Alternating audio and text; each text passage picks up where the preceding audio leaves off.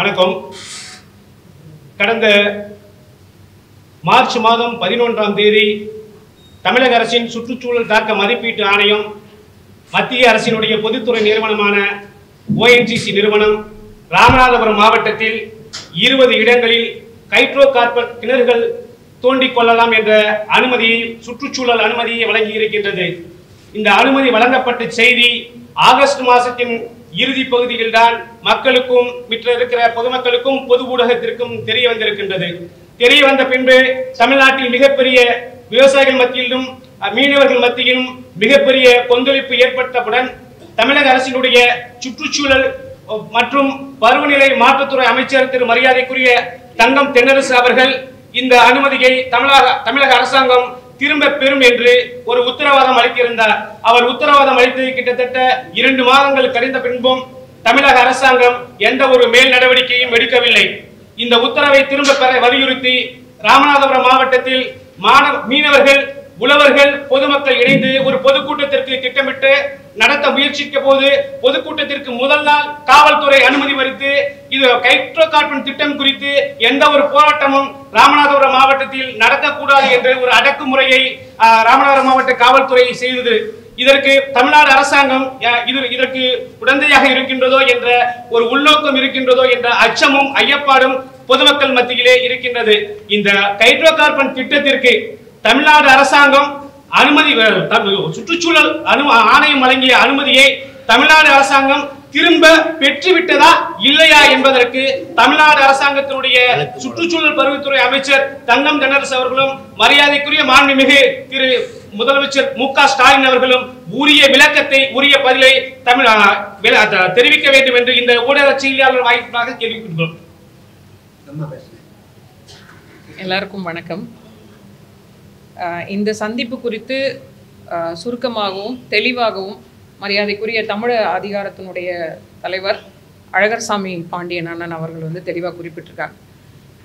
மிக குறிப்பாக இந்த பத்திரிகையாளர் சந்திப்பின் வாயிலாக சொல்ல இருக்கிறது என்ன அப்படின்னா, சுற்றுச்சூழலை பாதுகாப்போம் அப்படிங்கிற வார்த்தை இங்கே தொடர்ந்து ஒரு 10 ஆண்டு காலமாக நம்ம செவிகளில் ஒலித்து கொண்டே இருந்தோம். அதுக்கு முன்னாடி இந்த வார்த்தை யதார்த்த வாழ்வியலில் இருந்ததா அப்படின்னு கேட்டிங்கன்னா இல்லை அப்படின்னு தான் சொல்லணும். அங்கொன்றும் இங்கொன்றுமாக சில சமூக ஆர்வலர்கள் பேசிட்டு இருந்ததை இன்னைக்கு சுற்றுச்சூழலை பாதுகாப்போம், காலநிலை மாறுபாடு, அதை சரி பண்ணுவோம் அப்படின்னு நிறைய பேச்சுவார்த்தைகள் வழக்கில் வர்றதுக்கான காரணம் நம்ம மிகப்பெரிய ஒரு சுற்றுச்சூழல் சார்ந்த ஒரு ஆபத்தை நோக்கி போயிட்டு இருக்கோம் அப்படின்னு தான்.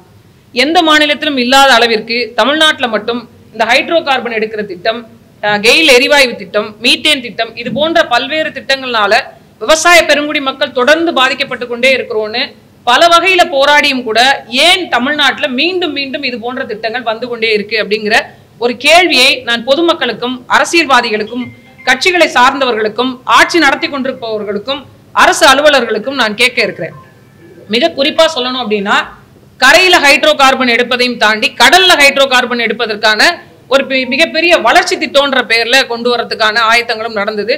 அதன் நீட்சியா ஏற்கனவே 2020ஆம் ஆண்டு கடல்ல 271 கிணறுகள் அமைக்க கிட்டத்தட்ட 4.5 லட்சம் ஹெக்டேர் கடல் பரப்பு, நிலப்பரப்பு இல்ல, கடற்கரையோரம் இல்ல, கடலையே விற்பனை செய்திருந்தாங்க. அதுல குறைந்தபட்சமாக ONGCக்கும் அதிகபட்சமாக ஒரு தனியார் நிறுவனத்திற்கும் வழங்கப்பட்டிருந்தது, குறிப்பா வேதாந்தா குழுமத்திற்கு.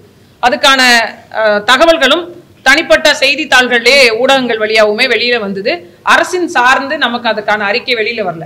இதுல இருந்து எப்படி மீண்டு வருவோம் அப்படிங்கிற மிகப்பெரிய ஒரு கேள்வி இருக்கின்ற நிலையில இப்போ தற்போதைக்கு 2023ஆவது வருஷம் அக்டோபர் மாதம் இதே ராமநாதபுரம் சிவகங்கை மாவட்டத்தில் மீண்டும் 20 இடங்கள்ல கடலும் விவசாய நிலத்திலையும் சார்ந்து ஹைட்ரோ கார்பன் குழாய்கள் அமைப்பதற்கான அனுமதியை மாநில சுற்றுச்சூழல் தாக்க மதிப்பீட்டு அறிக்கை ஆணையம் வழங்கியிருக்கிறாங்க. ஏற்கனவே மத்திய அரசு வழங்கப்பட்டிருக்கிறதுக்கான பொதுமக்கள் கருத்து கேட்பு கூட்டம் நடத்தப்படலை. குறிப்பாக அந்த பாதிக்கப்படக்கூடிய ஒரு 20லேருந்து 25 கிராமங்களுக்கான தகவல்கள் பரிமாறப்படலை, கிராம சபைகளில் பேசப்படலை, அதற்கான அங்கீகாரம் பெறப்படலை. செய்தித்தாள்களில் கூட வெளியீட்டு செய்தியாக முறைப்படி முதல் பக்கத்தில் ஒரு குறிப்பிட்ட அளவீடு வச்சிருக்காங்க, அதன்படி அது அளவீடும் சொல்லப்படலை. எதுவுமே இல்லாமல் ஒரு சுற்றுச்சூழல் தாக்க மதிப்பீட்டு அறிக்கைக்கான ஒரு கிளியரன்ஸை எப்படி கொடுக்குறாங்க அப்படின்ற ஒரு பெரிய கேள்வி இருந்தது. அதிலும் குறிப்பாக ராமநாதபுரம் மாவட்டம் உங்கள் எல்லாருக்குமே தெரியும், தமிழ்நாட்டிலே வறட்சி மாவட்டம் எதுன்னு கேட்டிங்கன்னா எளிமையாக சொல்லக்கூடிய, கை காட்டக்கூடிய அளவிற்கான ஒரு மாவட்டம். ஆனால் அந்த இடத்துல கிட்டத்தட்ட 1400க்கும் சதுர மீட்டர் அளவுக்கு பரப்பளவிற்கு வைகை ஆற்றை ஒட்டி இருக்கக்கூடிய பாசன வாய்க்கால்களை ஒட்டி இருக்கக்கூடிய நிறைய நெல்லா இருக்கட்டும், கரும்பா இருக்கட்டும், பருத்தியா இருக்கட்டும், பயிர் பொருட்களா இருக்கட்டும் விளைகின்ற அந்த நிலப்பரப்பு இருக்கிறதுனால தான் அங்க இருக்கக்கூடிய மக்கள் கொஞ்சம் கொஞ்சமா வாழ்ந்துட்டு இருக்காங்க. இதுல இந்த ஹைட்ரோ கார்பன் திட்டம் போட்டு இருக்கின்ற தண்ணியை உறிஞ்சிட்டோம் அப்படின்னா தமிழ்நாட்டுல ஒரு பாலைவனத்தை நீங்கள் கண்கூடாக பார்க்க வேண்டிய ஒரு சூழல் வரும். ஏற்கனவே தமிழ்நாட்டுல நாகப்பட்டினம், மயிலாடுதுறை இது போன்ற டெல்டா மாவட்டங்களை பாதுகாக்கப்பட்ட வேளாண் மண்டலம்னு அறிவிச்சிருந்தாங்க. அதுல எங்களுக்கு ஒரு பெரிய மகிழ்ச்சியும் பெருமையும் இருந்தது.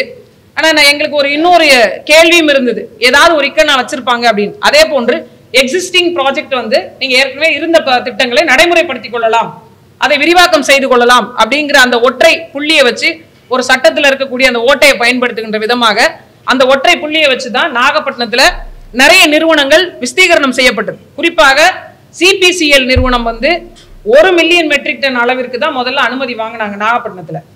ஆனா அவங்களுக்கு போதுமான அளவுக்கு எண்ணெய் கழிவுகள் கிடைக்கல. 1/2 மில்லியன் மெட்ரிக் டன் அளவிற்கு தான் கிடைச்சிட்டு இருந்தது. ஆனா தற்போதைக்கு 10 மில்லியன் மெட்ரிக் டன் அளவுக்கு விரிவாக்கம் செய்யறாங்க. இதுக்கு பேர் விரிவாக்கமா அல்லது ஒரு புதுமையான இன்னொரு திட்டத்தை கொண்டு வராங்களா?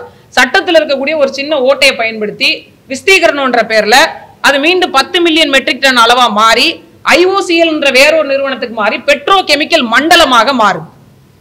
அப்ப இங்க மக்களை எப்படி இந்த அதிகாரிகளோ இல்ல அரசியல் நடத்துகின்ற ஆட்களோ எப்படி பாக்குறாங்க அப்படின்ற ஒரு கேள்வி. முட்டாளாவே இருப்பாங்க எல்லாரும் அப்படின்ற கேள்வியா அப்படிங்கிற ஒரு இருக்கும் பட்சத்துல ஒவ்வொரு இடத்துலயும் மக்கள் போராடிட்டு இருக்காங்க. டெல்டா மாவட்ட விவசாயிகள் போராடினது போக இப்போதைக்கு சிவகங்கையும் அந்த ராமநாதபுரம் மாவட்ட விவசாயிகளும் போராடி கொண்டிருக்காங்க. குறிப்பா கடலோர மக்களும் போராடுறாங்க. 147 சதுர மீட்டர் அளவிற்கு, சதுர கிலோமீட்டர் அளவிற்கு கடல் சூழியலும் பாதிக்கப்படும். என்னன்னு கேட்டீங்கன்னா, இது இப்ப நாகப்பட்டினம், சென்னை போன்ற கடல் மாதிரி அலை மடிப்புகள் விழுற கடல் பகுதி கிடையாது. நீங்க போய் பாத்தீங்கன்னாலே தெரியும், குளம் மாதிரி குட்டை மாதிரி கிடைக்கும். கிட்டத்தட்ட 116 வகையான பாசி இனங்கள் மட்டுமே இருக்கு. அப்படிப்பட்ட ஒரு நிலத்துல நீங்க 3000 கன அடி உள்ள வந்து நீங்க ஆழத்திற்கு 3000 மீட்டர் அளவிற்கான ஒரு பைப் லைனை செலுத்தினீங்க அப்படின்னா அதுல இருந்து உள்ள அந்த நீரெல்லாம் வெளியேற்றின பிறகுதான் இந்த எண்ணெய் கழிவுகள் வெளியில வரும். அப்படின்னா அங்க இருக்கக்கூடிய சின்ன சின்ன உயிரினங்கள் அந்த அந்த தகவமைப்பே அந்த பாசி இனங்களை வச்சுதான் அந்த முற்று முழுவதுமான தகவமைப்பு இருக்கும் பட்சத்துல எப்படி இப்படி ஒரு திட்டத்துக்கு இவங்க கிளியரன்ஸ் கொடுக்க முடியும் அப்படிங்கிற கேள்வியும் தமிழக அரசுக்கு வைக்கிறோம். ஒரு கட்டத்துல மரியாதைக்குரிய தமிழ்நாட்டினுடைய முதலமைச்சர் அவர்கள் சொன்னாங்க, ஹைட்ரோ கார்பன் திட்டம் தமிழ்நாட்டில் ஒருபோதும் வராது, நாங்கள் இருக்கின்ற வரை அதை வரவிட மாட்டோம் என்று பத்திரிகையாளர் சந்திப்பிலும் சரி மக்கள் மத்தியிலும் சரி மிகப்பெரிய ஒரு சான்றை கொடுத்திருந்தாங்க. ஆனா அவங்க சொன்ன இந்த சொல் என்னவாச்சு அப்படிங்கிற ஒரு கேள்வி இருக்கு. அப்படி இருக்கும் பட்சத்துல ஏன் இது போன்ற திட்டங்களுக்கு மீண்டும் அனுமதியை வழங்குறாங்க? இந்த சுற்றுச்சூழல் தாக்க மதிப்பீட்டு அறிக்கையிலே நிறைய விஷயங்கள் சொல்லப்பட்டிருக்கும். நான் தண்ணியை எவ்வளவு மாசுபடுத்துவேன், நான் காத்தை எவ்வளவு மாசுபடுத்துவேன், நான் நிலத்தை எவ்வளவு மாசுபடுத்துவேன், நான் அந்த சூழலை எவ்வளவு மாசுபடுத்துவேன், என்னால எவ்வளவு நோய் வரும், அதுக்கு நான் என்ன மருந்து கொடுப்பேன், அதுக்கு பேர் தான் இந்த சிஎஸ்ஆர் ஃபண்ட் அப்படின்னு சொல்றாங்க, கார்பரேட் சோசியல் ரெஸ்பான்சிபிலிட்டி அப்படின்னு சொல்லக்கூடிய இந்த தொகையை அந்த நிறுவனத்தினுடைய மொத்த லாபத்துல 2 விழுக்காடு இந்த பாதிப்பை சரி செய்வதற்காக தான் நாங்க கொடுப்போம். அப்படின்னா ஒரு திட்டம் வரப்போகுது அப்படின்னா அதுல அழிவைன்னு அங்க சொல்லிட்டு ஒரு திட்டத்தை கொண்டு வந்து மக்கள் மத்தியில வைப்பது இதற்கு பேர் வளர்ச்சியா என்ற கேள்வியை நான் வைக்கிறேன்.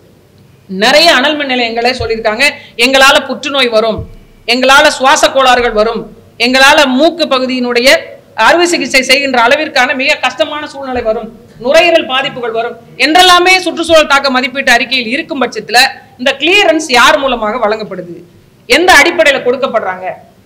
ஆண்டொன்றுக்கு 2 முறை தமிழ்நாடு மாசு கட்டுப்பாட்டு வாரியம் தமிழ்நாட்டில் இருக்கக்கூடிய அணுமின் நிலையங்களா இருக்கட்டும், அனல் மின் நிலையங்களா இருக்கட்டும், எல்லா தொழிற்சாலைகளையும் ஆய்வு நடத்தி அறிக்கை சமர்ப்பிக்கணும். அந்த அறிக்கை கிராம சபையில் வச்சு தீர்மானம் நிறைவேற்றப்படணும். இந்த அளவுக்கு தாங்க பொல்யூஷன் ஆயிருக்கு, அவங்க சொன்ன அளவுக்கு தான் மெயின்டைன் பண்ணிட்டு இருக்காங்க, அதுக்கு வெட்டு தாண்டி போகல அப்படின்னு சொல்லணும். ஆனா இது வரைக்கும் எந்த நிறுவனம் வெளிப்படையாக இந்த தமிழ்நாடு மாசு கட்டுப்பாட்டு வாரியத்தினுடைய அறிக்கையை சமர்ப்பிச்சு எங்கள்கிட்ட பிரச்சனையே இல்லை, நாங்கள் சொன்ன எல்லா திட்டத்தையும் சரிவர நடத்தி கொண்டிருக்கிறோம், நாங்க சட்ட அத்துமீறலே செய்யல அப்படின்னு இது வரைக்கும் ஒரு நிறுவனம் சொன்னதில்லை. மாறாக என்ன செய்யறாங்க, இந்த சிஎஸ்ஆர் ஃபண்டை வச்சுக்கிட்டு லோக்கல்ல இருக்கிற சில அரசியல்வாதிகள் எல்லாம் கவனிச்சுட்டு மக்களுக்கு போய் எதுவுமே சேராம அப்படியே மறுதளிச்சு விட்டுட்டு போயிடுறாங்க. ஒவ்வொரு கிராம சபையிலையும் போய் பாருங்க, அதை சுத்தி இருக்கக்கூடிய கிராமங்கள்ல என்ன மாதிரியான நலத்திட்டங்கள் செய்திருக்கிறாங்க அப்படின்றது நல்லாவே தெரியும். மொத்தமாவே எந்த நிறுவனமாவது ஓராண்டுக்காவது வெள்ளை அறிக்கை வெளியிட்டு இருக்கா, எங்களுடைய மொத்த லாபம் இவ்வளவு, அதுல 2% இவ்வளவு, அதை நாங்க இந்தந்த பகுதிகளுக்கு வேலை செஞ்சிருக்கோம், அதனால இவ்வளவு மக்கள் பயன்பெற்று இருக்கிறாங்க.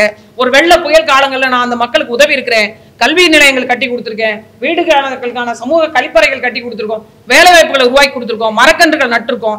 இது எது ஒன்றுமே இல்லைங்க. முற்று முழுவதுமாக பெருந்துறை நிறுவனங்கள் மக்களையும் மக்கள் சார்ந்திருக்கக்கூடிய நிலப்பரப்பு உழைப்பு எல்லாத்தையும் சுரண்டி ஒட்டுமொத்தமாக கார்ப்பரேட் நிறுவனங்கள் தாரை வார்க்கின்ற இது போன்ற திட்டங்கள் முற்று முழுவதுமாக தமிழ்நாட்டில் இருந்து விரட்டி அடிக்கப்படணும். உங்களோட நான் எல்லாரும் நிறைய பேர் கேட்குறாங்க, நான் அனல் மின் நிலையத்துக்கு எதிராக போராடும் போதெல்லாம் கரண்ட் இல்லைன்னா எப்படி வாழ்வீங்க அப்படின்னு. பல வளர்ந்த நாடுகளிலேயே நிலக்கரியினை பயன்படுத்தி மின்சாரம் தயாரிப்பு இதை நிறுத்திட்டாங்க.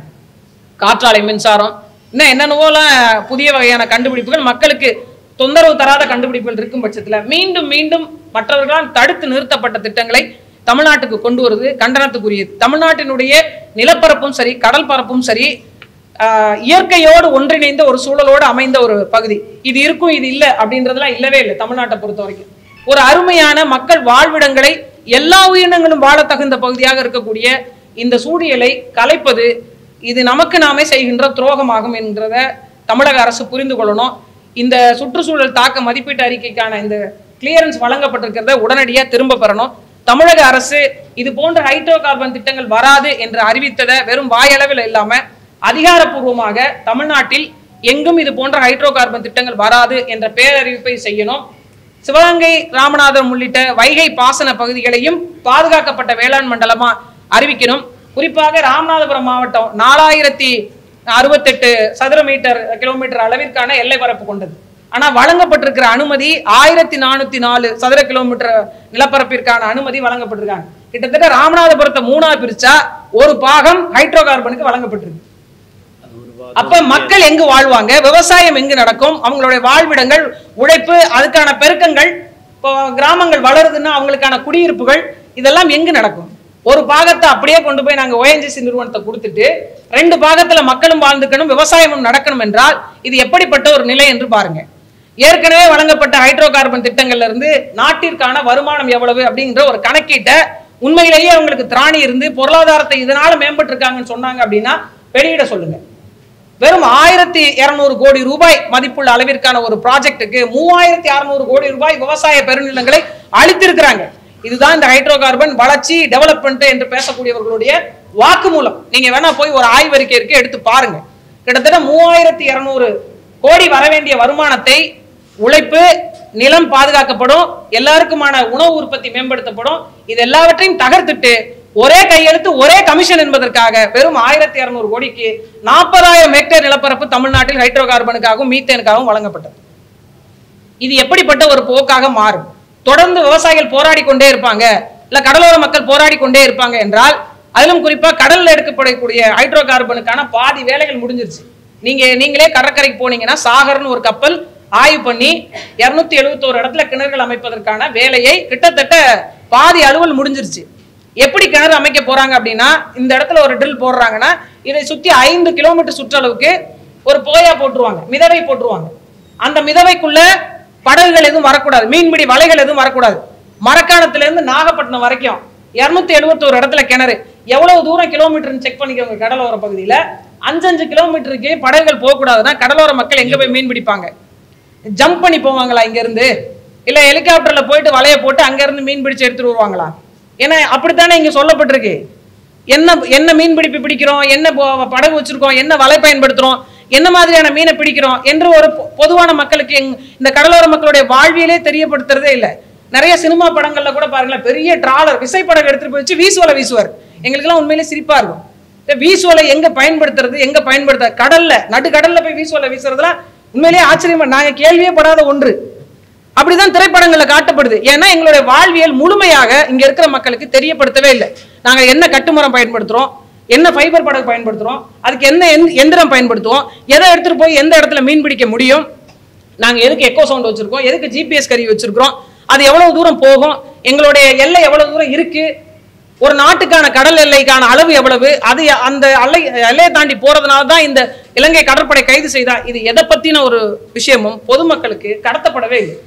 இந்த நிலையில இந்த ஹைட்ரோ கார்பன் கிணறுகள் ராமநாதபுரம் மாவட்டம்லாம் பாத்தீங்கன்னா ஒரு பாதுகாக்கப்பட்ட மாவட்டம்னு ஏன் அறிவிக்கணும் அப்படின்னா, மன்னார் வளைகுடா என்று சொல்லக்கூடிய உயிரின காப்பகம், உயிரின பெருங்காப்பகம், பறவைகள் சரணாலயம், ஆமை முட்டையிட்டு குஞ்சு பறிக்கக்கூடிய பகுதி, ஈக்கலாஜிக்கலி சென்சிட்டிவிட்டி ஏரியா என்று சொல்லக்கூடிய அந்த பகுதியில CRZ 1ல வரும், CRZ 1A வரக்கூடிய இந்த நிலப்பரப்புல எப்படி இது போன்ற அழிவுகரமான தொழிற்திட்டங்களுக்கு இவங்க தொடர்ந்து அனுமதி வழங்கிட்டு இருக்கிறாங்க அப்படின்ற கேள்வியை நாங்க இவங்களுக்கு முன்வைக்கிறோம்.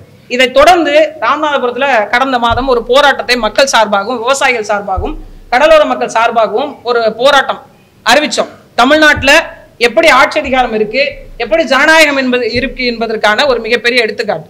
இரவோடு இரவா வந்து காவல்துறை இந்த போராட்டத்தை கைவிடணும்ன்றாங்க. பொதுக்கூட்டத்தை நான் இங்க நாகப்பட்டினத்துல இருந்து கிளம்பி அங்க போயிட்டோம். போன பிறகு கிட்டத்தட்ட விவசாயிகள்கிட்ட சொல்லியாச்சு, கிராமங்கள்ட்ட சொல்லியாச்சு. இங்க யாரும் வந்து பணம் காசு வச்சுட்டு இருக்கிறவங்க இல்லை, இந்த நிலத்தை எப்படியாவது பாதுகாத்துற மாட்டோமா அப்படின்னு கொஞ்சம் கொஞ்சமா காசு சேர்த்து ஒரு கூட்டத்தை தயார்படுத்தின பிறகு எனக்கு இரவு ஒரு 9-9:30 மணி இருக்கும். அழகர்சாமி அண்ணனை அழைச்சி, அம்மா இந்த கூட்டத்துக்கு அனுமதி கொடுக்க மாட்டாங்க, நம்ம நீதிமன்றத்துல போய் கேட்டு வாங்கிப்போம். எதுக்கெடுத்தால் ஒரு கூட்டத்தை என்னுடைய ஒரு கருத்தை சொல்வதற்கு, தார்மீகமாக ஜனநாயக முறையில் போராடுவதற்கு நான் நீதிமன்றத்தை அணுகித்தான் போராடணும் அப்படின்னா என்ன மாதிரியான சூழலை நோக்கி தமிழக அரசினுடைய நிர்வாகம் நகர்ந்து கொண்டிருக்கு அப்படின்ற கேள்வியும் இந்த பத்திரிகையாளர் சந்திப்பின் மூலமா முன்வைக்கிறோம். இதன் மூலமா நாங்கள் வைக்கக்கூடிய கோரிக்கை, தமிழ்நாடு என்பது ஒரு சொர்க்க பூமி, இயற்கையினுடைய ஒரு கொடை. கேரள மாநிலத்துல அவங்களுடைய ஒரு இடத்த போய் ஒரு அங்குல இடத்தை நாங்க ஒரு அழிவுகரமான தொழில் திட்டம் இந்த இடத்துல கொண்டு வருவோம், பசுமையா பச்சை பசேல்னு விளைஞ்சிருக்கக்கூடிய இடத்துல போய் ஒரு அங்குல இடத்தை நீங்க வாங்கி காட்டிருங்க பாப்போம். ஆனா இங்கு நல்ல விளைந்து கொண்டிருந்த நெற்பயிர் மீது டிராக்டரை விட்டு அழிச்சு அந்த இடத்துல விமான நிலையம் கொண்டு வரோம், அந்த இடத்துல நாங்க ஹைட்ரோ கார்பன் பண்ண போறோம், அந்த இடத்துல நாங்க பெரிய தொழிற்சாலைகளுக்கு அனுமதி கொடுக்கிறோம் என்று விளைநிலங்கள்ல சிதைச்சு சேதம் பண்ணி விளைஞ்சு நாளைக்கே அறுவடை பண்ணக்கூடிய அளவில் இருக்கக்கூடிய நெற்பயிர்கள் மீது மிகப்பெரிய கலன்களை செலுத்தியது இந்த மண்ணில் தான் நடக்கும். வேற மாநிலங்கள்ல அந்த மாதிரி நடக்கிறதுக்கான வாய்ப்பே இல்லை. ஏன்னா இளிச்சவாய் மாநிலமாக எப்படி வந்து உலக நாடுகளுடைய குப்பை தொட்டி போன்று இந்தியாவை பார்த்த பிளாஸ்டிக் கழிவுகள் எல்லாம் இங்க அனுப்புறாங்களோ, மருத்துவ கழிவுகள் உட்பட, இறைச்சி கழிவுகள் உட்பட, அதே போன்று இந்தியாவினுடைய குப்பை தொட்டி போன்று தமிழ்நாட்டையும் தமிழ்நாட்டினுடைய கடற்பரப்பையும் நிலப்பரப்பையும் பார்க்கறது மிகப்பெரிய கண்டனத்துக்குரியது. அதனால உடனடியாக தமிழக அரசு நேரடியாக இதுல தலையிட்டு போர்க்கால அடிப்படையில இந்த ஹைட்ரோ கார்பன் திட்டத்திற்கான அனுமதியை, சுற்றுச்சூழல் தாக்க மதிப்பீட்டு அறிக்கை கொடுத்திருக்கக்கூடிய அனுமதியை உடனடியாக ரத்து செய்யணும். பொதுமக்கள் கருத்து கேட்பு கூட்டம் நடத்தாத, பொதுமக்களுடைய ஒப்புதல் இல்லாம வரக்கூடிய எந்த திட்டங்களும் நடைமுறைப்படுத்தப்படாது, என்னுடைய நீர்நிலைகள் பாதுகாக்கப்படணும் என்ற அடிப்படையில ராமநாதபுரம் சிவகங்கை மாவட்ட மக்களுடைய விவசாயிகள், குறிப்பா கடலோர மக்களுடைய வாழ்வாதாரத்தை முறையாக பாதுகாக்கின்ற விதமாக இந்த நடவடிக்கையை தமிழக அரசு உடனே மேற்கொள்ளணும். இது போன்ற எவ்வித அழிவுகரமான தொழில் திட்டமும் வராமல் தமிழக அரசு தமிழ்நாட்டை பாதுகாத்து தரும்படியும் வேளாண் மண்டலமாக அறிவித்து தரும்படியும் இந்த பத்திரிகையாளர் சந்திப்பின் வாயிலாக தமிழக அரசுக்கு நாங்கள் ஒரு கோரிக்கையை வைக்கிறோம். இதுல விவசாய நிலங்கள் முற்று முழுவதுமாக பாதிக்கப்படுவதோடு அங்க இருக்கக்கூடிய ஏற்கனவே தண்ணி வர்றதில்லை ராமநாதபுரம் சிவகங்கை மாவட்டத்துல, அங்க இருக்கக்கூடிய கண்மாய்கள் வாய்க்கால்கள் அடைபடும் அப்படிங்கிறதையும் இதன் மூலமா தெரிவிச்சுக்கிறோம். ஏதாவது பேரிடர் காலங்கள்ல வெள்ள புயல் காலங்கள் வருது, உங்களுக்கு தெரியும் வறட்சி மாவட்டங்களா இருக்கக்கூடிய சூழல்ல கூட மழை அதிகமாக ஒரே நாள்ல 2 நாள்ல பொழிஞ்சு தண்ணி ஓட முடியாத தூத்துக்குடி ஒரு கடலோர மாவட்டம், நீங்க பார்த்திருப்பீங்க சென்ற புயல்ல எவ்வளவு தண்ணி சூழ்ந்து தூத்துக்குடியவே சூழ்ந்து சாலைகள் பாலங்கள் எல்லாம் அறுத்து கொண்டு ஓடக்கூடிய சூழ்நிலை இருந்து, இப்ப நீங்க வாய்க்கால்களையும் கம்மாய்களையும் எல்லாத்தையும் நீங்க அடைச்சி ஒண்ணுமே இல்லாம பண்ணிட்டீங்க அப்படின்னா மிகப்பெரிய பேரிடரை சந்திக்கும். அதே போன்று கடல்ல ஹைட்ரோ கார்பன் எடுக்கிற திட்டம் வந்தாலும் மிகப்பெரிய பேரிடரை, சுனாமி போன்ற மிகப்பெரிய பேரிடரையும் தமிழ்நாடு மீண்டும் சந்திக்க வேண்டாம் என்றால் இதற்கான முன்னேற்பாட்டு நடவடிக்கையாக இது போன்ற அழிவுகரமான தொழிற்திட்டங்கள் கைவிடப்படணும் அப்படின்னு இதன் வாயிலா கேட்டுக்கிறோம். நன்றி. வேற ஏதாவது இது சம்பந்தப்பட்ட கேள்விகள் இருந்தா நீங்க கேட்கலாம்.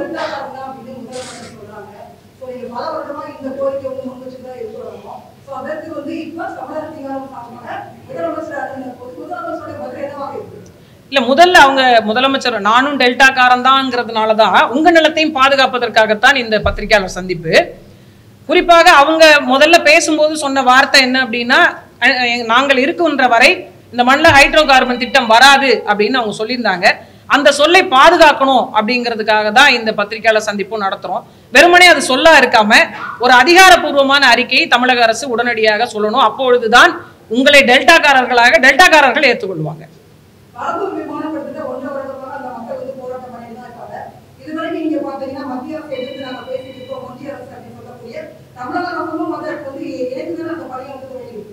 இல்லை, இப்போ மத்திய அரசு வந்து ஒரு திட்டத்தை மாநிலத்தில் கொண்டு வருவதாக இருந்தால் மாநில அரசினுடைய அதிகாரத்தை பெறாம, இப்ப மின்சாரம் நீங்க கொடுக்கணும், நிலம் நீங்க தான் கொடுக்கணும், தண்ணி நீங்க தான் கொடுக்கணும், ஆட்களுக்கான வாய்ப்புகளையும் நீங்க தான் கொடுக்கணும். அப்படி இருக்கின்ற பட்சத்தில் நிறைய அனுமதிகள் உங்களுக்கு தெரியும். ஒரு இண்டஸ்ட்ரி தொடங்குறதா இருந்தால் ஏகப்பட்ட அனுமதிகள் இருக்கு. அது எல்லாத்துக்குமே கிட்டத்தட்ட 60% 70% மாநில அரசும் சம்பந்தப்பட்டிருக்குன்னா மத்திய அரசு தானா ஒரு திட்டத்தை திடீர்னு கொண்டு வந்து எங்கேயுமே திணிச்சிட முடியாது. மாநில அரசினுடைய ஒப்புதல் இருந்தால் மட்டும்தான் அது நடத்த முடியும். ஒரு சில எக்ஸப்ஷன் இருக்கு. ஒரு சில திட்டங்கள் மட்டும் மாநில அரசினுடைய அதுவும் சில கிளியரன்ஸ் தேவை. அது மட்டும் வாங்கி அங்க இருக்க மாவட்ட ஆட்சியர் தான் நில உடைமைக்கான அதிகாரியா இருக்கிறார். அங்க இருக்க மாவட்ட ஆட்சியர் தான் பேரிடர் மேலாண்மைக்கான அதிகாரியா இருக்கிறார். கிட்டத்தட்ட 11 14 துறைக்கான அதிகாரியாக அந்த மாவட்ட ஆட்சியர் என்னவாக இருந்தாலும் சரி, மத்திய அரசினுடைய ஒரு ஆளுமையாக இருந்தாலும் சரி, ஆனா மாநில அரசினுடைய கட்டுப்பாட்டுக்குள்ள இருக்கிறதுனால அவங்களுடைய ஒப்புதல் இல்லாம இங்க எது ஒன்றும் நடக்காது. இப்ப மத்திய அரசு ஒரு பரந்தூர்ல விமான நிலையத்தை கொண்டு வருது அப்படின்னா மாநில அரசு உடன்படாமல் அங்கு விமான நிலையத்தை அமைக்க முடியாது.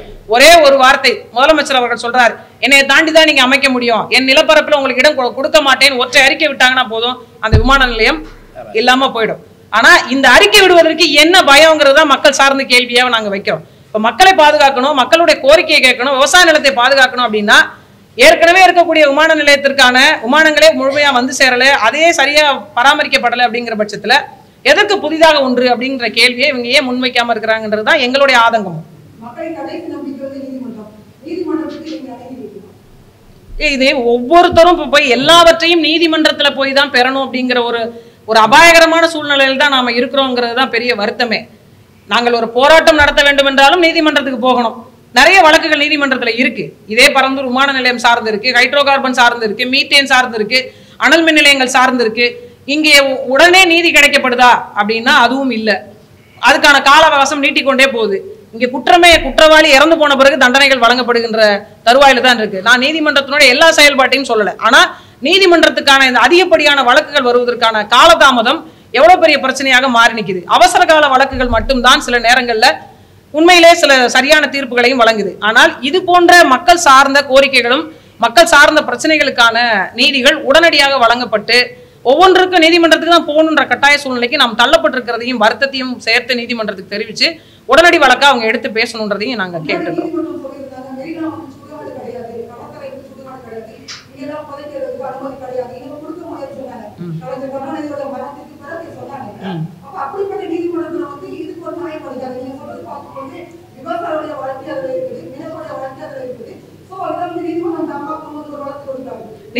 நிச்சயமா அதை தான் நாங்களும் கேட்கிறோம். என்னுடைய குரலா தான் நான் உங்க குரலையும் பாக்குறேன். ஒரு பெரிய கடலோர கிராமம் இருந்த பகுதி தான் மெரினா. அந்த மக்களுடைய நகர்வுகளுக்கு பிறகுதான் இன்னைக்கு பல பேருடைய சுற்றுலா தலமா மாறி இருக்கு. அது பல பேருடைய வலி நிறைந்த வாழ்க்கைக்கான பகுதி. எப்படி சில வழக்குகளை நீதிமன்றங்கள் தானாக முன்வந்து எடுத்து நடத்துகிறதோ அதே போன்று மக்கள் சார்ந்த கோரிக்கைகளுக்கு இப்போ ஒரு விவசாயி ஒரு கிராமத்தில் இருக்கிறவர் பாதிக்கப்பட்டார் அப்படின்னா அவருக்கு அதிகபட்சமாக அந்த இருக்கக்கூடிய தாலுகா நீதிமன்றத்துக்கு போக முடியும். அப்படியே தடுமாறி கொஞ்சம் மேம்பட்டு வந்து ஒரு சில ஆளுமைகள்லாம் அவங்களுக்கான உதவிகரம் நீட்டுறாங்க அப்படின்னா ஒரு மாவட்ட நீதிமன்றத்தை அணுக முடியும். ஆனா அவரு குழப்ப போட்டுட்டு இன்னைக்கு வேலைக்கு போனா ஒரு 500 ரூபாய் சம்பளம் கிடைக்கின்றதை விட்டுட்டு உயர்நீதிமன்றத்துக்கோ உச்ச நீதிமன்றத்துக்கோ ஒரு சாதாரண சாமானியான விவசாயிகளால அணுக முடியாது. அதிலும் 100ல் ஒருவர் அல்லது 1000ல் ஒருவர் எதையாவது பண்ணி ஆகணும் அப்படின்றதுக்காக தன்னுடைய பிழைப்பை விட்டுட்டு புள்ளக்குட்டியும் பார்க்காம வந்து நிக்கிற பல விவசாயிகள் இன்னைக்கும் இருக்கிறாங்க, என்னால சொல்ல முடியும். அப்படி இருக்க பட்சத்துல நீதிமன்றங்கள் சில வழக்குகளை தானாக முன் வந்து நடத்தித்தான் ஆகணும். ஒரு சில வழக்குகளை நீதிமன்றங்களே முன்னெடுத்து நடத்தி அதுக்கான தீர்ப்புகளை வழங்கியது போன்று மக்கள் சார்ந்த தீர்ப்புகளை வழங்கியது போன்று இது போன்ற திட்டங்களுக்கு உடனடியாக கையில் எடுக்கணும். அது இல்லாம இப்ப எங்களை போன்ற அமைப்புகள் இதுக்கான முன்னெடுப்புகளை முன்னெடுக்கிறோம். அதுக்கான ஆதரவாகவாவது நீதிமன்றங்கள் இருக்கணும் அப்படிங்கிறதா எங்களோட வேண்டுகோள்.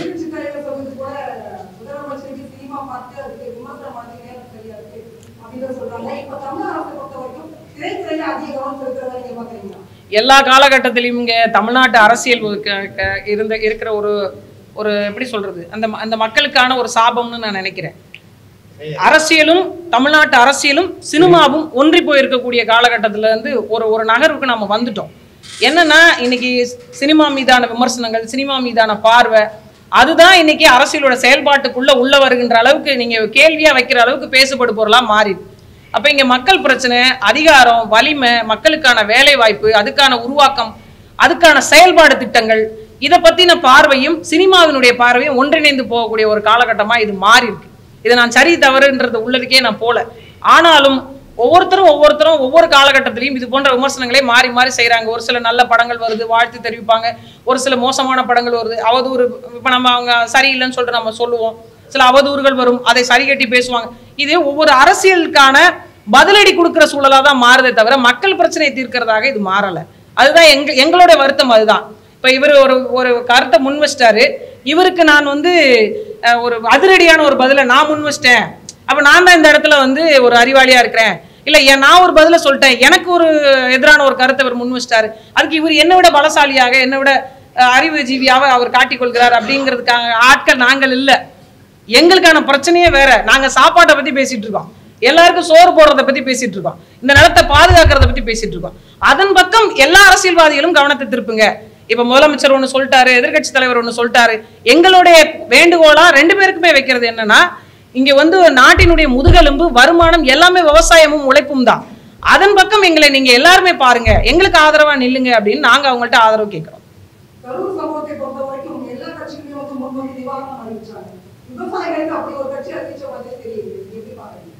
இதெல்லாமே தேர்தல் நேர அரசியல் தாங்க. இதை நீங்க தேர்தல் வரும்போது எந்த சம்பவம் நடந்தாலும் அதற்கான இழப்பீட்டு தொகை கூடுதலா இருக்கும். இது ஒரு சாபக்கேடு. இது ஒரு சாபக்கேடு. நீங்க சாதாரணமா ஒரு தொழில போய் நான் ஒரு எடுத்துக்காட்டுக்கு சொல்றேன், என்னை சார்ந்தே சொல்றேன். கடல்ல ஒருத்தர் விழுந்து இறந்துட்டாருன்னு வச்சுக்கோங்க. ஒரு 4 மாசத்துக்கு முன்னாடி இறந்துருந்தாரு அப்படின்னா அவருக்கு 2 லட்சம் ரூபாய், அல்லது கடல்ல விழுந்து இறந்தாலும் 5 லட்சம் ரூபாய் அப்படி கொடுப்பாங்க. கடல்ல விழுந்து காணாமல் போயிட்டாருன்னு வச்சுக்கோங்க, 7 ஆண்டு காலம் கழித்து, அவர் 7 வருஷம் கடல்லே இருப்பாரு, 7 வருஷமும் இவங்க தேடுவாங்க. 7 ஆண்டு காலம் கழித்து தான் அவர் செத்துட்டாருன்னு உறுதி செய்வாங்க. 7 மணி நேரம் கடல்ல இருக்க முடியுமாங்க? ஆனா இதெல்லாம் சட்டம், நம்ம ஏத்துக்கணும். 7 வருஷ காலம் கழித்து அவர் காணாமல் போய்விட்டார் என்று அறிவிச்சுதான் அந்த 5 லட்சம் ரூபாய் தருவாங்க. ஆனா தேர்தல் நேரத்துல ஒரு புயல் காலம் தேர்தல் நேரத்துல ஒருத்தர் செத்துட்டாரு, இல்ல தேர்தல் நேரத்துல ஏதாவது ஒரு சங்கடங்கள் ஏற்பட்டுச்சுன்னா அவங்க தலைக்கு விலை 10 லட்சம் ரூபாய் அல்லது 20 லட்சம் ரூபாய். இது இல்லாம எந்தெந்த கட்சிகள் இருக்கிறதோ எல்லா கட்சிகளும் போய் பார்ப்பாங்க. இதுதான் யதார்த்த நடைமுறை. உண்மையாவே சொல்லணும்னா இதான். இது எப்படிப்பட்ட ஒரு சூழ்நிலை பாரு. எல்லாமே தேர்தல் அரசியல் என்றால் மக்கள் அரசியலை எப்போது செய்வீங்க அப்படிங்கிற கேள்விதான் நமக்கு பெரிய ஒரு வலியோடு நிறைந்த ஒரு வார்த்தையா நமக்கு வருது. ஒவ்வொரு சூழலையும் நீங்க அணுகி பாருங்களேன். இவங்களோட ஒரு கட்சியினோடு இன்னொரு கட்சி பேசுவதா இருக்கட்டும், அந்த கட்சியை இன்னொரு கட்சி குறைத்து பேசுவதா இருக்கட்டும், இன்னைக்கு இப்ப நல்லா பேசிட்டு நாளைக்கு மாத்தி பேசுறதா இருக்கட்டும், இது எல்லாமே தேர்தல் தாங்க, தேர்தல் களம் தான். போன 5 ஆண்டுக்கு முன்பு அந்த கூட்டணியோடு ஒரு கட்சி கூட்டணியில் இருந்திருக்காது. இவர்களை போன்று மோசமானவர்கள் யாரும் இல்லைன்னு பேசியிருக்கும். அதே போன்று அடுத்த ஒரு சுழற்சி வரும்போது அதே கட்சியோட அந்த கட்சி கூட்டணி வைத்திருக்கும். என்ன பிரச்சனை? அவங்க 2 பேருக்குள்ள பேச்சுவார்த்தை போச்சா, இல்ல நீங்க இந்த மாதிரி நலத்திட்டங்களை செய்யுங்க, எங்களுக்கு இந்த மாதிரி வாய்ப்பு கொடுங்க, அதனால நாங்க உங்களோட வரோம், மக்கள் பிரச்சனை இந்த பிரச்சனை நீங்க தீர்த்து வச்சீங்க, அது எனக்கு பிடிச்சிருந்தது, அதனால உங்களோட வரோம்னா இல்லையே, எவ்வளவு சீட்டு எவ்வளவு பெட்டி அவ்வளவுதானுங்க. அப்படிதாங்க தேர்தல் அரசியல்.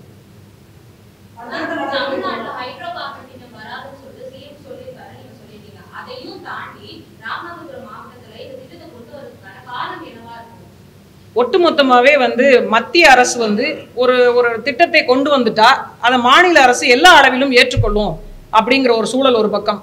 இன்னொரு பக்கம் மத்திய அரசு கொண்டு வந்துட்டாங்க, மக்களுடைய எதிர்ப்பு என்னவா இருக்கு அதை பார்த்து கொண்டு நம்ம இந்த பதிலை நம்ம சொல்லிட்டோம் அப்படின்னா இவங்க செவிக்கே அடுத்தது இது போகுதான்ற கேள்வியே எனக்கு இருக்கு. ஒரு முதலமைச்சர் அறிவிக்கிறாரு, நான் இருக்கின்ற வரை என் மண்ணில் தமிழ்நாட்டில் ஹைட்ரோ கார்பன் திட்டம் வராதுன்னு அறிவிக்கிறாங்க. இதே மாநில சுற்றுச்சூழல் ஆணையம் ஒரு அனுமதியும் வழங்குறாங்க. இந்த முரணை நீங்க பாக்குறீங்களா? இப்ப இந்த செய்தி முதலமைச்சர்களுக்கு அவர்களுக்கு தெரியுமா தெரியாதா? அதுக்குதான் இந்த பத்திரிகை சந்திப்பு. இல்ல அவங்களுக்கு சொல்லப்படுதா சொல்லப்படலையா? இல்ல ஒவ்வொரு முறையும் இந்த மாதிரியான செய்திகள் மக்கள் போராடி அல்லது பத்திரிகையாளர் சந்திப்பு நடத்தி ஆர்ப்பாட்டங்கள் நடத்தி போராட்டங்கள் நடத்தி தான் அரசை கவனப்படுத்த வேண்டியிருக்கு. அரசு முழுசாக இதுல செவிமடுத்து இதற்கான அதிகாரிகள் அமைச்சு இதுக்கான ஆய்வு குழுக்கள் போட்டு இதற்கான நடவடிக்கையை முறையாக செய்கிறதா என்ற கேள்வியும் நமக்கு இருக்கு. அதனுடைய தொடர் நிகழ்வா தான் இதை நம்ம பார்க்கிறோம். இதை ஒரு வார்த்தை அவங்க கொடுத்துட்டாங்க அப்படின்னா அந்த வார்த்தையை நிறைவேற்றலைன்னா மக்களுக்கான ஒரு வாக்குறுதி இருக்குல்ல, இவங்க வாக்குறுதி இவங்க நிறைவேற்றலைன்னா மக்களுக்கான வாக்கு என்ற உறுதித்தன்மை இருக்குல்ல, அதை அவங்க காண்பிப்பாங்க என்றதுக்கான ஒரு ஆயத்தமாக தான் இதை நாங்கள் பார்க்குறோம். இந்த தேர்தலை மையப்படுத்தியாவது சொன்னபடியாக அவங்க இந்த நிலங்களை பாதுகாத்து கொடுக்கணும். ஒன்றும் இல்லைங்க, நீங்கள் ஒரு அரசியல் ஒரு அரசியல்வாதியா அல்லது ஒரு இந்த ஆட்சி நடத்துகின்ற ஒரு ஆளா இல்லாம ஒரு தனிப்பட்ட மனிதரா பாருங்களேன். ஒரு தனிப்பட்ட ஒரு சாமானியனா பாருங்க. ஒரு நிலம் இருக்கு, அந்த நிலத்தின் மூலமாக வளம் பெருகும், உணவு உற்பத்தி தேவையை பூர்த்தி செய்யலாம், வேலை வாய்ப்பை உறுதி செய்யலாம், அதன் மூலமாக நாட்டுக்கு வருமானம் வருகிறது என்பதை தாண்டி ஒரு மாவட்டத்தை 3ஆ பிரிச்சு ஒரு பாகத்தை ஒரு தனியார் நிறுவனத்துக்கு நீங்க எடுத்துட்டு போய் இதுல உள்ள இருக்கக்கூடிய எல்லா கனிம வளங்களையும் நீங்க எடுத்துக்கொள்ளுங்க அப்படிங்கிறது எப்படிப்பட்ட ஒரு பார்வை? எங்க வீட்டுக்கு நீங்க வர்றீங்க, உங்களை விருந்தினரா நான் உபசரிப்பேன், கவனிப்பேன், அது ஒரு ஆரோக்கியமான பார்வை. நீங்க வாங்க எங்க வீட்டுல இருக்கிறதெல்லாம் சுரண்டி நீங்க எடுத்துட்டு போயிட்டு என்னைய வீட்டை பூட்டிட்டு வெளியே அனுப்பிடுங்க அப்படின்றது என்ன மாதிரியான பார்வை? அது சரியில்லை இல்லைங்களா? அது தர்மம் இல்லை பாருங்க. அதுதான் அதை இவங்க கவனத்துல எடுக்கணும் அப்படிங்கிறது தான் நம்ம.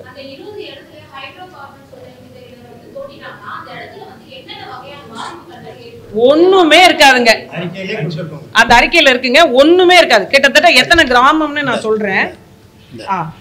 ராமநாதபுரம் மாவட்டத்தில் உள்ள தனிச்சியம், பேய்குளம், கீழசெல்வனூர், கே வேப்பங்குளம், பூக்குளம், சடையநேரி, கீழ சிறுபோது, வள்ளக்குளம், பனையடி நேந்தல், கடம்போடை, நல்லுரிக்கை, அரியக்குடி, இரா காவனூர், காமன்கோட்டை, சிறுவயல், அலமநேந்தல், சீனங்குடி, அழகர்தேவன் கோட்டை, அடந்தனார் கோட்டை, ஏ மணக்குடி ஆகிய இடங்கள்ல தான் அவங்க எடுக்கிறாங்க. இது போக கடல்ல எடுக்கிறாங்க. 147 சதுர கிலோமீட்டர் அளவுக்கு கடல்ல எடுக்கிறாங்க பரப்பளவுக்கு. இதுல என்ன அப்படின்னா, முற்று முழுவதுமாக இதனுடைய நிலத்தடி நீர் எப்படி அந்த வாய்க்கால்கள் வடிகால்கள்லாம் இருக்கு இல்லையா, அது எல்லாத்தையுமே காலி பண்ணுவாங்க. ஒரு மிகப்பெரிய ஒரு கிட்டத்தட்ட 3000 மீட்டர் அளவிற்கான ஒரு ஆழ்துளை கிணறு அமைச்சு அது உள்ள இருந்து முதல்ல நீர் தான் வெளியேறும், அதுக்கப்புறம் தானே எண்ணெய் கழிவுகள் வெளியேறும். ஏற்கனவே இருக்கக்கூடிய நீரை நீங்க வெளியே எடுத்துட்டீங்கன்னா கடல் மட்டத்தினுடைய நீர் உள்ள வர ஆரம்பிக்கும். அப்ப அந்த மொத்த முழுவதுமாக ஒரு உப்பு நீரோடைய தாக்கமாவே அந்த 2 மாவட்டங்களும் மாறிடும். விவசாயம் முற்று முழுவதுமாக போய்த்து விடும், சுத்தமா ஒன்றும் இருக்காது. நிலத்தோட தன்மையே ஓர் நிலமா மாறிடும். நல்ல நிலம் ஓர் நிலமா மாறிடும். அதே போன்று கடல் சூழியலும் மாறும். இப்ப இந்த 2 சூழியலுடைய தன்மையை மாறுச்சு அப்படின்னா அங்க உயிரினங்கள் பல்லுயிர் பெருக்கத்துக்கான சூழலே அங்க இல்லாம போயிடும். அப்ப சுற்றுச்சூழலை முற்று முழுவதுமாக டெட் சி அப்படின்னு அறிவிக்கணும்ன்ற மாதிரி.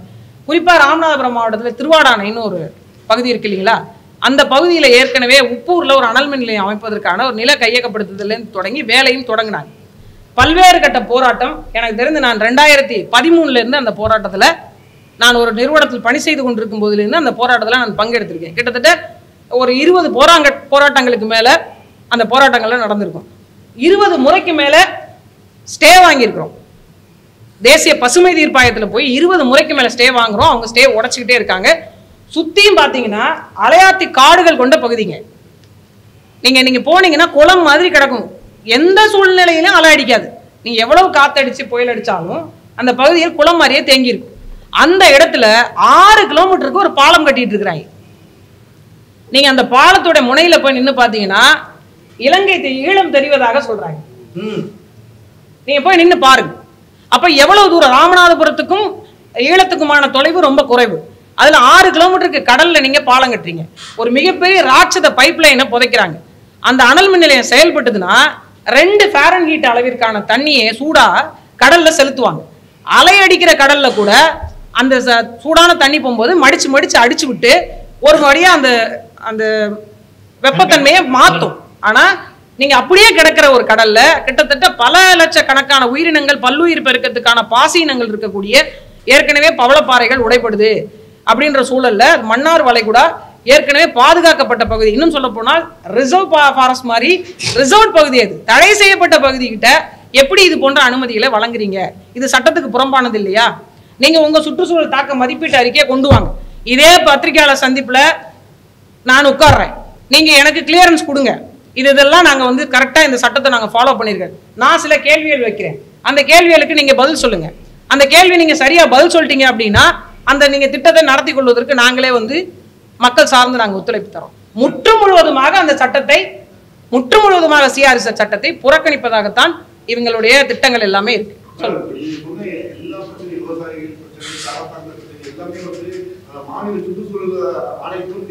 தெரியும் இல்ல, இது 2 வகையா நம்ம பார்க்கலாம். நீங்க ஒவ்வொருத்தரும் அவங்களுடைய வேலையை சரியா செஞ்சுட்டாலே இதனுடைய பிரச்சனை பாதி முடிஞ்சிடும். நான் சொல்றேன்ல, தமிழ்நாட்டினுடைய மாசு கட்டுப்பாட்டு வாரியம் கொஞ்ச நாளைக்கு முன்னாடி சென்னை எண்ணூர் அனல் மின் நிலையத்திற்கான அந்த பகுதியில் அவங்க சரியா ஆய்வு பண்ணாம அந்த மின்சாரத்துறையிலிருந்து என்கிட்ட அதுக்கான அறிக்கை இருக்குன்னு அவங்க வேணா உங்களுக்கு தரேன். 80 கோடி ரூபாய் நஷ்டஈடு இழப்பீடு கொடுத்துருக்காங்க அவங்க வேலையை சரியா செய்யாம.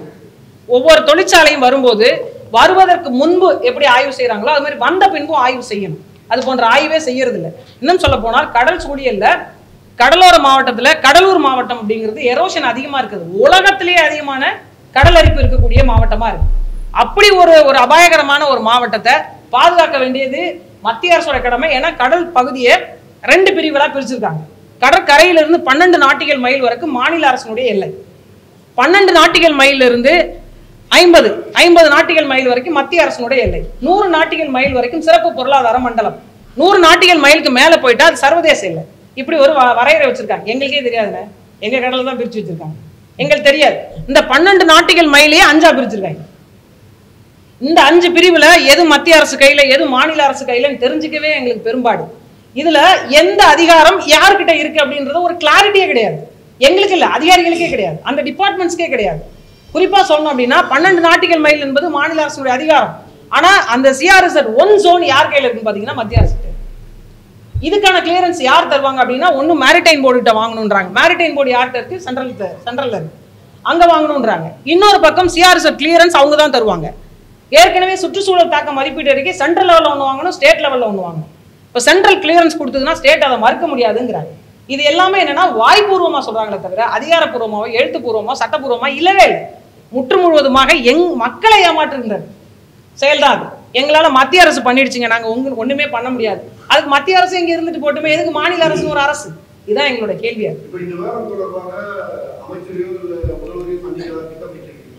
இல்ல, நாங்க நிறைய முறை தமிழர் அதிகாரம் சார்பா மனு கொடுக்கப்பட்டிருக்கு. அது இல்லாம பொது தளங்கள்ல நம்ம அதுக்கான வேலைகளும் செய்து கொண்டிருக்கிறோம். மக்கள் சார்ந்து போராட்டங்கள் ஆர்ப்பாட்டங்கள் எடுக்கிறதா இருந்தா அதுக்கான அனுமதிகள் மறுக்கப்படுது. அதனால நம்ம அங்க சம்பந்தப்பட்ட அமைச்சர்கள் முதலமைச்சர் உட்பட்டு தமிழர் அதிகாரத்தின் சார்பாகவும் சரி பல நேரங்களிலும் அதுக்கான மனுக்கள் 2023லயே சுற்றுச்சூழல் தாக்க ஆணையத்துல வந்து நம்ம மனு கொடுத்துருக்கோம். ஆணையத்துக்கு மனு கொடுத்துட்டு இந்த திட்டத்தை நாங்க செயல்படுத்த மாட்டோம், ஆணையர் வந்து நமக்கு வந்து பதில் கொடுத்துருக்காங்க. ஐஏஎஸ் வந்து நமக்கு பதில் கொடுத்துருக்காங்க. இப்போ இவங்க தேர்ந்தெடுத்திருக்கிற இந்த 20 ஊர்ல கீழச்சூழலூர்ல பறவைகள் சரணாலயம் இருக்கு, தேர்த்தாங்கால பறவைகள் சரணாலயம் இருக்கு. இவங்க தேர்ந்தெடுத்திருக்கிற இடத்துக்கு ஒரு 3 கிலோமீட்டர் தூரம் தான் மன்னார் மலை கவலைப்பாறைகள் இருக்குது பகுதி. இப்ப ராமநாதபுரம் மாவட்டம்னா பொதுவெளியில ஒரு பிம்பம் இருக்குல்ல. ராமநாதபுரம் மாவட்டத்துல கம்மாய்களுடைய எண்ணிக்கை மட்டும் 1700 ஹெக்டேர் மட்டும் 1400 ஹெக்டேர்ல வந்து 1,40,000 ஹெக்டேர்ல வந்து விவசாயம் பண்றோம். இதை தாண்டி வந்து ராமநாதபுரம் குண்டு மிளகாய் இருக்குல்ல, அதுக்கு புவிசார் குறியீடு வழங்கப்பட்டிருக்கு. அந்த பகுதியை தான் இவங்க வந்து இந்த தேர்ந்தெடுத்திருக்காங்க. குண்டு மிளகாய் விளையிறப்ப பருத்தி உற்பத்தியில தமிழ்நாட்டிலேயே ராமநாதபுரம் மாவட்டம் தான் முதலிடம். நெல் உற்பத்தியில வந்து தஞ்சாவூர், திருவாரூர், நாகப்பட்டினத்துக்கு அடுத்து 4வது இடத்துல ராமநாதபுரம் மாவட்டம் தான் இருக்கு. இங்க பொதுவா எப்படி இவங்க எப்படி பாக்குறாங்கன்னா எப்படி பரப்புறாங்க அப்படின்னா ராமநாதபுரம் மாவட்டம்னா ஏதோ ஒரு தண்ணி இல்லாத பகுதி. அப்ப அரசாங்கம் என்ன, ஒரு பகுதிக்கு தண்ணி இல்ல அப்படின்னு சொல்றப்ப அரசாங்கம் என்ன செய்யணும்? இப்ப நீண்ட நெடுங்காலம் வந்து ஐயா காமராஜர் காலத்துல இருந்து இப்ப இறந்து போன அம்மையா ஜெயலலிதா காலம் வரை வந்து காவிரி ஆற்றை வந்து வைகை ஆற்றை காவிரி குண்டாறு வைகை இணைப்பு திட்டத்துக்கு ஒரு பெரிய ஒரு கனவு திட்டமா வந்து தொடர்ந்து செயலாற்றிக்கிட்டு இருக்காங்க.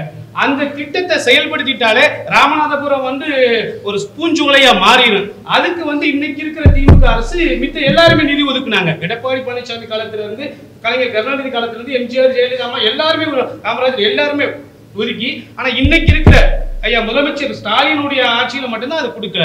இப்ப ராமநாதபுரம் மாவட்டத்தில் இருக்கிற காட்டுக்கருவியில மரங்கள் இருக்குல்ல, மரங்களை அகற்றிட்டு இந்த காவிரி இந்த 3 இணைச்சிட்டாவே ராமநாதபுரம் மாவட்டத்தை, இந்த ராமநாதபுரம் மாவட்டத்தை பத்தி இருக்கின்ற அந்த ஒரு நெகட்டிவ் தாட் இருக்குல்ல, எதிர்மறையான கருத்து இருக்குல்ல, அந்த கருத்து வந்து ஒருத்தன் வந்து சார கலக்குறான்னா அவனுக்கு தண்ணி கொடுக்கணுமா, அவனை கழுத்து நெரிச்சு கொல்லணுமான்னு சொல்ற தமிழ்நாடு அரசாங்கம் தான் முடிவு பண்ணணும். இப்ப காவிரி சிக்கல் எல்லாருக்கும் தெரியும். வரலாற்றிலே எப்போதும் இல்லாத அளவுக்கு நடுவர் மன்ற தீர்ப்பு, உச்ச நீதிமன்ற தீர்ப்பு, இறுதி தீர்ப்பெல்லாம் 187 டிஎம்சி தான். உங்களுக்கு எல்லாம் தெரியும். இந்த ஆண்டு 700 டிஎம்சி தண்ணி நமக்கு கிடைச்சிருக்கு.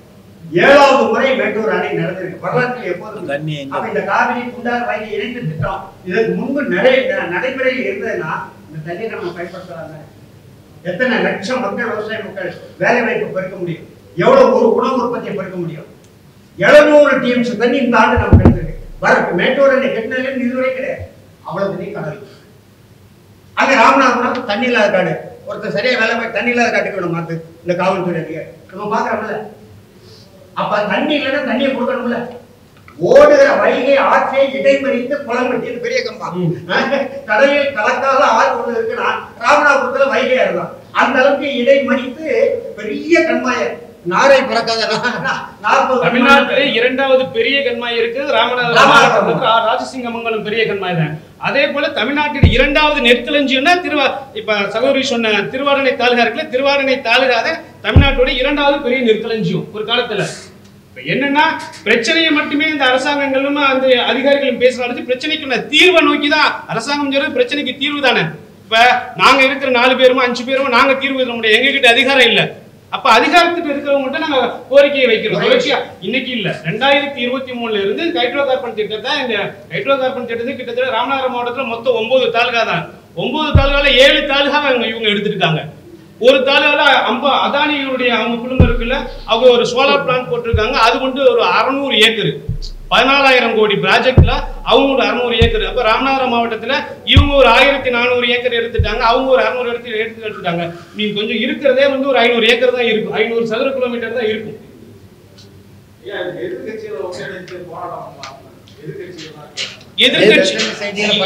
எதிர்கட்சிகளை கடந்த போராட்டங்கள் நம்ம கூப்பிடுறப்ப எதிர்கட்சிகள் என்னவா நினைக்கிறாங்கன்னா, மத்திய அரசாங்கத்தை வந்து நம்ம போனா மத்திய அரசாங்கம் நமக்கு கோவிச்சுக்கிறோமோ. இப்ப இந்த திட்டத்துக்கு வந்து அனுமதி கிடைச்சிருச்சுன்னு சொல்லி ஆகஸ்ட் மாசம் இறுதியில வந்து செய்தி வந்தவொடனே தமிழ்நாட்டில் இருக்கிற எல்லா அரசியல் கட்சி தலைவர்களும் வந்து இதை கண்டிச்சு வந்து அறிக்கை விட்டாங்க. ஆனா அன்று மாலையில வந்து அமைச்சர் தங்கம் தென்னரசு வந்து நாங்க இந்த சுற்றுச்சூழல் அனுமதியை திரும்ப பெறவும் சொன்னாரு. அதுக்கடுத்த பின்னாடி இங்க இருக்கிற எந்த ஒரு அரசியல் கட்சி தலைவரும் இதை பத்தி ஃபாலோ பண்ணவும் இல்லை, அதை பத்தி கேள்வி கேட்பவும் இல்லை.